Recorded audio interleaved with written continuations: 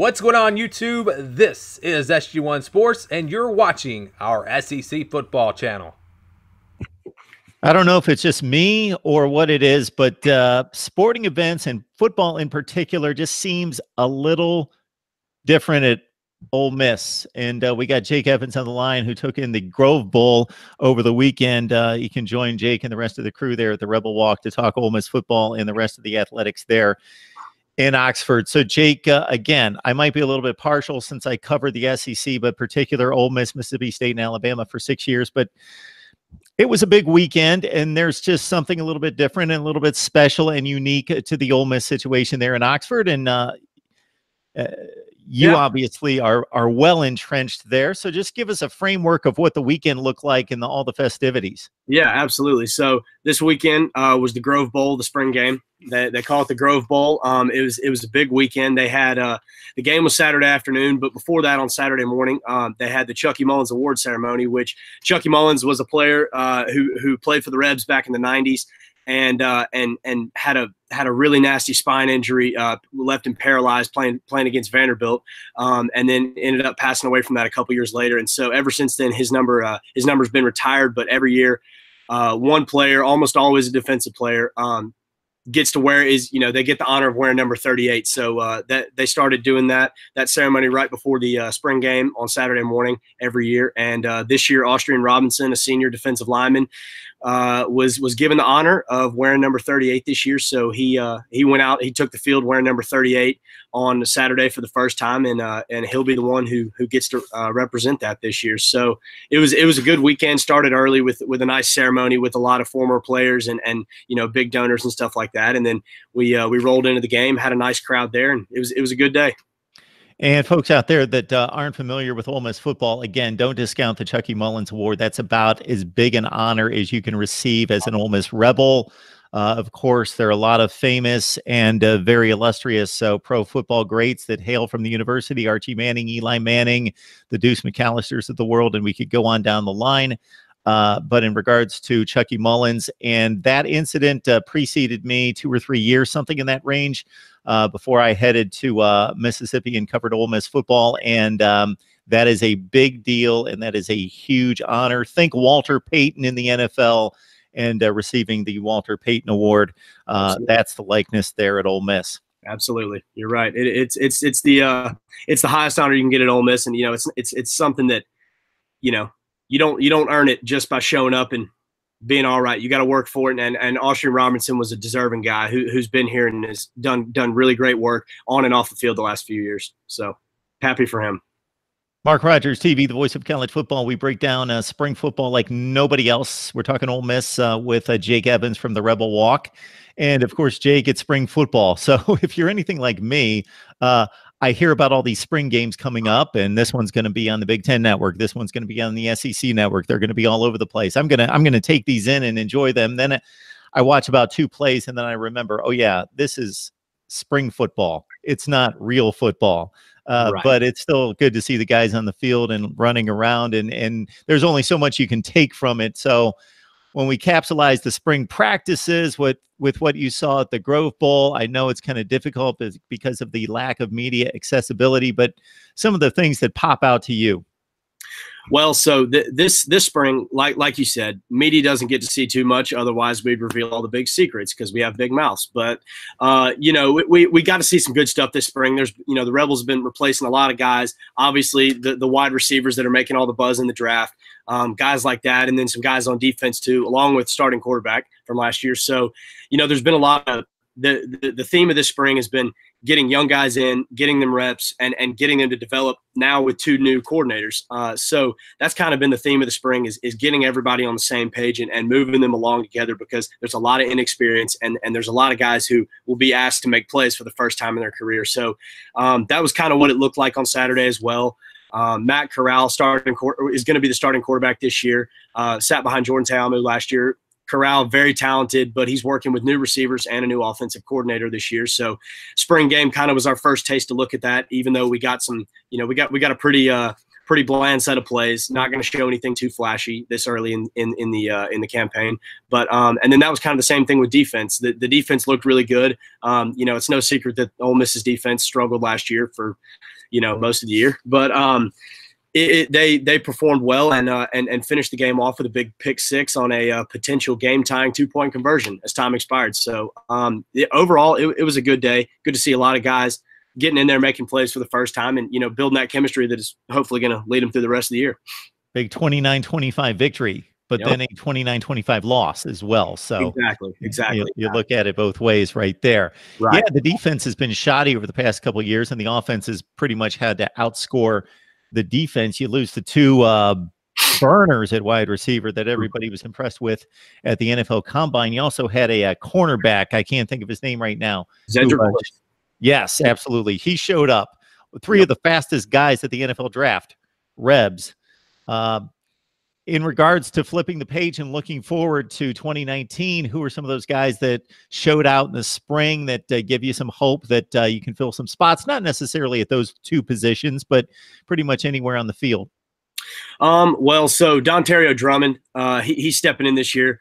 At receiver, like you said, replacing those guys that have made a lot of buzz and at the combine and in the draft and things like that. He's a big wide receiver that they're looking to make a lot of plays this year. And then Elijah Moore, he's a sophomore this year. He's a smaller guy, not as much of a physical presence as AJ Brown and DK Metcalf were, but he was great last year. He stepped up big when DK Metcalf went down in the middle of the season, and he's a small, speedy, shifty slot receiver who they're going to be calling on big time this year because he creates mismatches in the slot because he can get away from any linebacker in the league. So those are two guys on the offensive side of the ball. And then on the defensive side of the ball, Kadir Shepard last year been playing defensive end and defensive tackle. They moved him to outside linebacker this year, which they've said, the coaches have said that they like him a lot there. It gives him a chance to be fresher when he does rush the passer, and then also he's a big body, but he can move well, and so he does a good job dropping into coverage as an outside linebacker. So those are a couple guys who they're calling on big time this year, and guys who have made plays before and they know they can, but they need more out of them this year. Yeah, Moore caught 36 passes last year and will probably be a bigger impact player in terms of production with the two burners onto the NFL draft. Jake, when we look at Matt Corral's performance, not just in the spring game, but again, based on some reports coming out of practice, he's got it locked down despite the inexperience.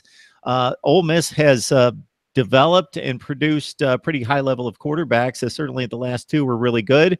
And if we go back to the early 2000s in Eli Manning, it's been a position of great play. And do we think Matt Corral's that guy for a guy to have no experience, generally little experience, and then to be able to nail it down in the spring? Obviously a lot's placed on him. Yeah, absolutely. And well, anybody who saw him when he was in high school, he was, he had all the talent in the world coming out of California. He's a great dual threat quarterback. He moves really well and he throws the ball really well. He's got a very strong arm. And getting to work behind Jordan Ta'amu last year, they're kind of the same type of quarterback. Ta'amu ran the ball a little bit less than Corral does. But they're both big, strong quarterbacks that can move well. And so this offense is built really well for him. He's got a good running back in Scotty Phillips, who's coming back last year, who, Scotty Phillips would have been a 1,000-yard rusher had he have not gotten hurt right there at the end of the season. And so he's got a good running back that's going to help balance that offense with him. And then even though he's got new receivers, he's got good talented receivers with him to throw to. And on top of that, the offensive line, they're building that offensive line right now. Lost a few guys to graduation into the draft, but he's going to have a solid group around him. And yeah, like you said, he locked it down early. Made sure that everybody knew he was the guy, and he was the guy for, forever for this year. So we've liked what we've seen out of him this year.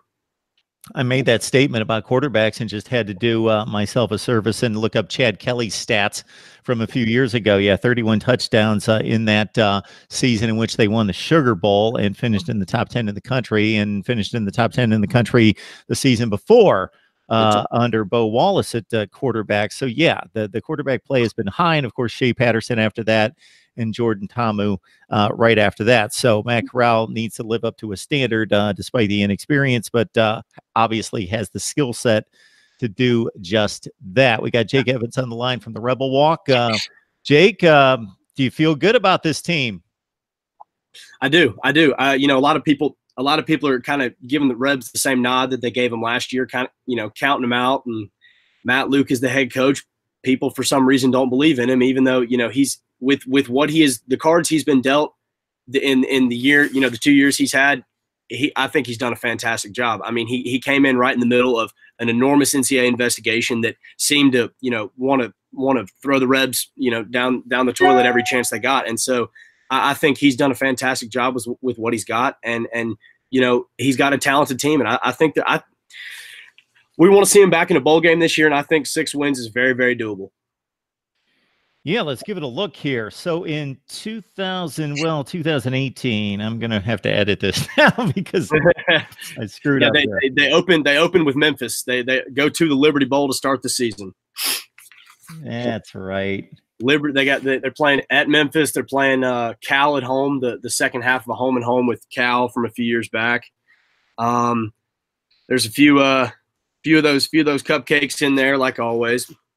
Yeah, I think your formula here is to sweep the non-conference and to go 2-6 in the SEC, or, you know, with Cal and Memphis, neither one of them is a powerhouse, but they're both very capable football teams that are coming off bowl games, and Cal's just getting better and better each and every season, and Memphis has been a scoring machine in recent years that maybe you drop one of those, but can squeak out 3 and 5 in the SEC to get to postseason play.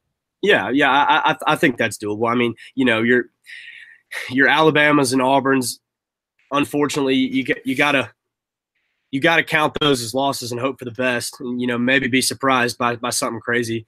But I mean, you know, I think that, you know, Ole Miss always plays Vanderbilt. That's always one of their games they play from the East. You know, Vanderbilt, no matter how good or bad Ole Miss or Vanderbilt is, they always seem to play a great game. And so, you know, that's kind of a game that you can't ever really call that one until about 5 minutes to go in the fourth quarter. I mean, shoot, you can't even call that one on the day of the game. So, I mean, you know, there's a good schedule this year, and you know, I hope they can sneak out a couple of wins in the West and then maybe pull 1 or 2 out of the East. Yeah, that'd be fantastic. But, you know, like I said, or like you said, hopefully they can get at least 3 out of that non-conference schedule and set themselves up to, you know, not have to do too much work at the end of the season when the teams get tougher and tougher. Here you go, Jake. Arkansas, Vandy, and then probably Missouri would be your next best shot. Or, of course, being what it is, you would love to beat Mississippi State. Man, close it out and get to a bowl game. You do it that way. If we're 0-11 when we get to the Egg Bowl and we beat Mississippi State, that's all right. That's all right with me. All right. Spoken like a true Rebel right there. Here we go. Ole Miss football talk. Love the talk with Jake Evans from the Rebel Walk. Please join him. Evie Van Pelt, who has been a friend here at Mark Rogers TV for a long time, and we always appreciate the breakdown, Jake. Absolutely. Thank you, Mark.